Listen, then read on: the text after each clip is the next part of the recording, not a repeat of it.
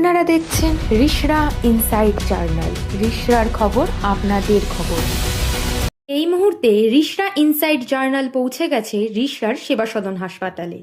আজকের আমাদের এই প্রতিবেদনটি আগের প্রতিবেদনের চেয়ে কিছুটা আলাদা। রিশরার স্বাস্থ্য পরিকাঠামোর নিরিখে এটি শুধুমাত্র একটি প্রতিবেদন চিত্র নয়, বরং শহরের এক গুরুত্বপূর্ণ সামাজিক ও আবেগ অধ্যায়ের সাক্ষী। হুগলি জেলার রিশরা শহরের কেশবচন্দ্র সেন রোডে অবস্থিত এই রিশরা সেবা সদন দীর্ঘ সময় ধরে এলাকার মানুষের চিকিৎসার অন্যতম ভরসাস্থল ছিল।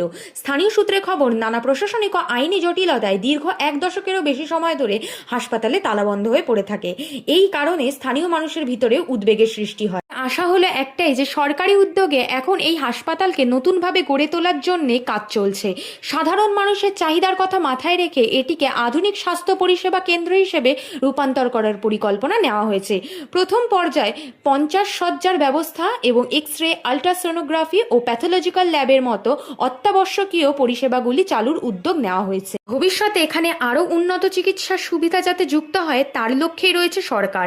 রিশরা এবং পার্শ্ববর্তী এলাকার সাধারণ মানুষ যারা দীর্ঘদিন সুলভ চিকিৎসার অপেক্ষায় ছিলেন, তাদের জন্য এই হাসপাতাল আবারও এক বড় নির্ভরতার নাম হয়ে উঠতে চলেছে। অতীতের ঐতিহ্য আর আধুনিকতার মেলবন্ধনে রিশরা সেবা সদন হাসপাতাল যেন আবারও মানুষের সেবার গুরুত্বপূর্ণ ভূমিকা পালন করতে প্রস্তুত। রিশরার স্বাস্থ্যসেবার ইতিহাসে এক গুরুত্বপূর্ণ অধ্যায়ে রিশরা সেবা সদন হাসপাতাল মানুষের সেবায় অতীত, বর্তমান ও ভবিষ্যতের এক নির্ভরতার নাম হতে চলেছে এই সেবা সদন হাসপাতাল।